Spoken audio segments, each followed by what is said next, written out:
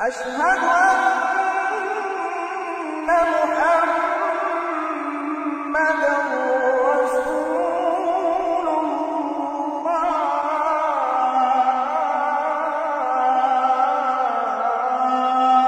आईने पाकिस्तान की चीर फाड़। 1947 में हिंदुस्तान अंग्रेज से आजादी हासिल करने में कामयाब हो गया, लेकिन अब वो दो ममालिक भारत और पाकिस्तान में तकसीम हो गया। भारत एक सेकुलर रियासत के तौर पर सामने आया, जबकि पाकिस्तान के बारे में यह दावा किया गया कि यह एक इस्लामी नजरियाती रियासत होगी। भारत जल्द ही एक आइन बनाने में कामयाब हो गया, लेकिन पाकिस्तान 1956 तक यानी 9 साल एक बेआइन सरजमीन ही रहा। ऐसा क्यों हुआ? यूं तो उसकी बहुत सी वजूहात बताई गईं, लेकिन आज हम उसकी कलीदी वजह नाजरीन के सामने लाएंगे, यानी जिसे कहते हैं कि बीच की बात क्या थी वो अर्ज करेंगे। पंडित नेहरू के इस ऐलान के बाद कि आजादी के फौरन बाद हम भारत से जागीरदारी निजाम खत्म कर देंगे, तमाम मुसलमान जागीरदार जो पहले कांग्रेस में थे और तकसीम हिंद के खिलाफ थे, मुस्लिम लीग में दर आए और पाकिस्तान के मुतालबे में शामिल हो गए। कयाम पाकिस्तान के बाद उन्होंने पाकिस्तान की सियासत में हिस्सा लेना शुरू कर दिया और मुस्लिम लीग की क़यादत में मरकजी हैसियत हासिल कर ली। फिर यह कि वो ब्यूरोक्रेसी जिसे अंग्रेज ने हिंदुस्तान पर अपना तसल्लुत और हुक्मरानी मजबूत करने के लिए तैयार किया था, उसने सरकारी मामलात को अपने हाथ में ले लिया। इनकी बड़ी अक्सरियत मगरबी पाकिस्तान से ताल्लुक रखती थी, लेकिन मशरकी पाकिस्तान की आबादी मगरबी पाकिस्तान से ज्यादा थी। लिहाजा जो आइन भी बनता उसमें आबादी के ज्यादा होने की बुनियाद पर मशरकी पाकिस्तान को मगरबी पाकिस्तान पर सबकत और बरतरी हासिल होती। ये मामला इन मज़कूरा जागीरदारों और ब्यूरोक्रेसी को कबूल न था। लिहाजा 9 साल लैतो लाल का सिलसिला चलता रहा कि किस तरह मशरकी पाकिस्तान की इस सबकत को खत्म किया जाए। लिहाजा मंसूबा साजों को यह तरकीब सूझी कि मगरबी पाकिस्तान में सूबे खत्म करके 1 यूनिट कायम किया जाए और मशरकी पाकिस्तान और मगरबी पाकिस्तान को एक एक यूनिट करार देकर दोनों की हैसियत मसावी कर दी जाए और फिर एक ऐसा आइन बनाया जाए जिसमें किसी एक यूनिट को आबादी की बुनियाद पर दूसरे यूनिट पर सबकत या बरतरी हासिल न हो। यूं मशरकी पाकिस्तान की सबकत को खत्म किया जा सकेगा। लिहाजा 30 सितंबर 1955 में मगरबी पाकिस्तान के सूबे खत्म करके 1 यूनिट बना दिया गया। लिहाजा रुकावट खत्म हो गई। इसके बाद 6 माह से भी कम अरसा में 23 मार्च 1956 को नया आइन बन गया और मलका बरतानिया की मातहती से निकलकर इस्लामी जमहूरिया पाकिस्तान वजूद में आ गया। गवर्नर जनरल सिकंदर मिर्जा अब सदरे इस्लामी जमहूरिया पाकिस्तान कहलाने लगे।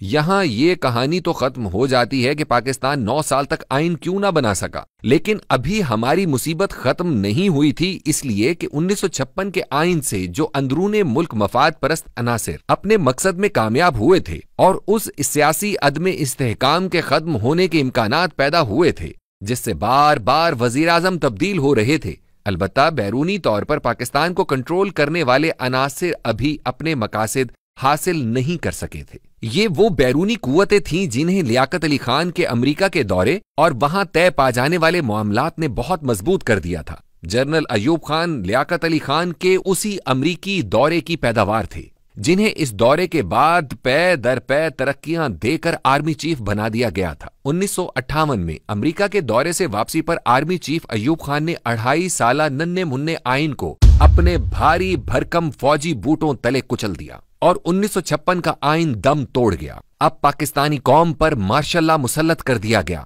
और उन जागीरदार सियासतदानों की एक अच्छी भली तादाद ने आइन के तहफ्फुज की बजाय आईने पाकिस्तान के कत्ल से वफादारी उस्तवार कर ली और एक फौजी आमिर के दस्तो बाजू बन गए। 1 मार्च 1962 को जनरल अयूब खान का यकतरफा आइन नाफिज हुआ, जिसमें ताकत और अक्ले कुल सदर की जात थी और अवाम महज रियाया और तमाशाई थे। सितम जरीफी ये है कि इस आइन की तैयारी के लिए बनाए गए कमीशन की सरबराही साबिक चीफ जस्टिस शिहाबुद्दीन कर रहे थे और इस कमीशन के एक मेंबर जनाब जुल्फिकार अली भुट्टो भी थे। अयूब खान के दौर में अमेरिका ने मदद की, पाकिस्तानी सनत ने बहुत तरक्की की। अयूब खान समझ रहे थे कि अमेरिका ये सब कुछ पाकिस्तान या उनकी जात यानी अयूब खान से मोहब्बत में कर रहा है, लेकिन जल्द उनकी गलत फाहमी दूर हो गई और उन्होंने फ्रेंड्स नॉट मास्टर्स लिख मारी, लेकिन पुलों के नीचे से बहुत सा पानी गुजर चुका था। अयूब खान के खिलाफ तहरीक के बारे में बाद में इंकिशाफ हुआ कि अमेरिका इस तहरीक की पुश्त पर था। बहरहाल अयूब खान को इक्तदार से रुखसत होना पड़ा, लेकिन उसने अपने बनाए हुए आइन को पांव तले रोंदते हुए इक्तदार स्पीकर को मुंतकिल करने की बजाय आर्मी चीफ याह्या खान को मुंतकिल कर दिया। गोया दूसरा आइन भी जां बहक हो गया। नए इंतखाबात एक आर्जी आइन के तहत हुए, लेकिन जीतने वाली जमात को इक्तदार मुंतकिल ना करने पर 1971 में मुल्क दो लख्त हो गया। ये आर्जी आइन मुल्क की सलामती को तहफ़्फ़ुज़ देने में बुरी तरह नाकाम रहा, क्योंकि इसे किसी तरह भी अवामी हमायत हासिल न थी। रहे सहे पाकिस्तान को नए पाकिस्तान का नाम दिया गया। जुल्फ़िकार अली भुट्टो ने अवामी नुमाइंदों की मदद से एक मुत्तफ़िका आइन बनाने की कोशिश शुरू कर दी। आइन साजी का मुनासिब बल्कि सही तरीका यही था। 1973 में एक मुत्तफ़िका आइन बन गया। इनफिरादी सतह पर चंद अफराद के सिवा सब छोटी बड़ी सियासी जमातों ने इस आइन पर दस्तखत कर दिए। भुट्टो बड़े फख्र का इजहार करते थे कि वो एक मुत्तफ़िका आइन बनाने में कामयाब हुए हैं, और ये बात काबिले फख्र थी भी। लेकिन चंद माह में उन्होंने इस आइन में असेंबली में अपनी अक्सरियत की बुनियाद पर 7 तरामीम कर दी। अब ये आइन मुत्तफ़िका नहीं रहा था। 1977 में तहरीके निज़ाम मुस्तफ़ा सल्लल्लाहु अलैहि वसल्लम के नतीजे में भुट्टो इक़्तिदार से रुखसत हुए। उनके अपने चुनीदा आर्मी चीफ जनरल ज़ियाउल हक ने मुल्क में मार्शल लॉ लगा दिया। अब पाकिस्तान में आइन के साथ एक दूसरी तरह का खिलवाड़ शुरू हुआ। ज़ाहिरी तौर पर आइन को खत्म तो न किया गया, बल्कि आइन की उन शिकायत को मुअत्तल कर दिया गया जो नए हुक्मरान ज़ियाउल हक की हुक्मरानी में हायल हो सकती थी। गोया आइन भी मुबैना तौर पर जिंदा रहा और मार्शल लॉ भी लग गया। जनरल ज़ियाउल हक ने 11 साल हुकूमत की। वो कहा करते थे कि जितने मार्शल लॉ लगने थे लग चुके, अब किसी नए मार्शल लॉ का पाकिस्तान मुतहम्मिल नहीं हो सकता और पाकिस्तान को अपना वजूद कायम रखना मुश्किल हो जाएगा। ज़ियाउल हक के बाद 11 साल तक जमहूरी हुकूमतें रहीं, जिन्हें सिविल हुकूमतें कहना ज्यादा मुनासिब होगा। ये सिविल हुकूमतें भी आइन से छेड़छाड़ करती रहीं। हर फौजी और सिविल हुक्मरान आइन को यूं तोड़ना मरोड़ना चाहता था जिससे उसकी हुकूमत को किसी तरह दवाम हासिल हो। दुनिया भर के जमहूरी ममालिक में आइन को जो तकद्दुस हासिल है वो कभी आइन पाकिस्तान को हासिल ना हो सका। जमहूरी अदवार में भी बिलवास्ता और इशारे कनाए से आइन को बाईपास करना हमारी तारीख का हिस्सा है। 12 अक्टूबर 1999 को आइन पर फिर अस्करी हमला हुआ। जनरल परवेज मुशर्रफ बरसरे इक्तदार आ गए।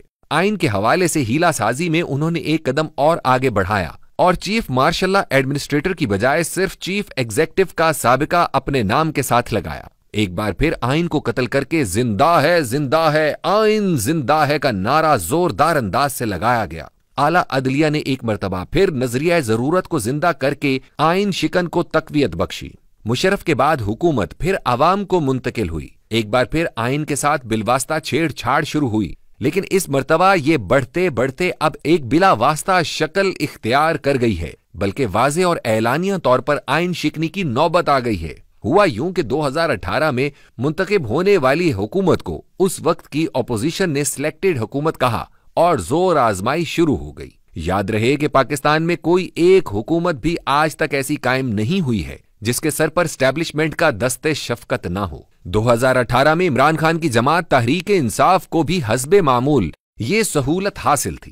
खैर, अब पीडीएम की बड़ी जमातों को करप्शन के मुकद्दमात का सामना था। बहरहाल वो वक्त भी आ गया जब ऑपोजिशन को स्टैब्लिशमेंट की मुकम्मल हिमायत हासिल हो गई और मुंतखब हुकूमत का धड़न तख्ता कर दिया गया।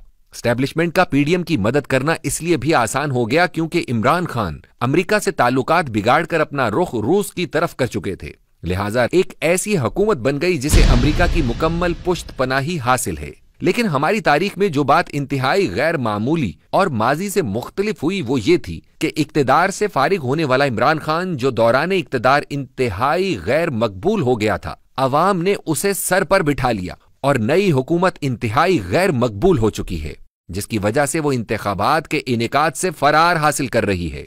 यहां तक कि जो 2 सूबाई असेंबलियां तहलील हो गई हैं और जहां 90 रोज में इंतखाबात कराना आइन के बुनियादी तकाजों में से एक है, वहां इंतखाबात नहीं करवाए जा रहे। गोया ऐलानिया तौर पर आइन शिकनी का मुजाहिरा हो रहा है।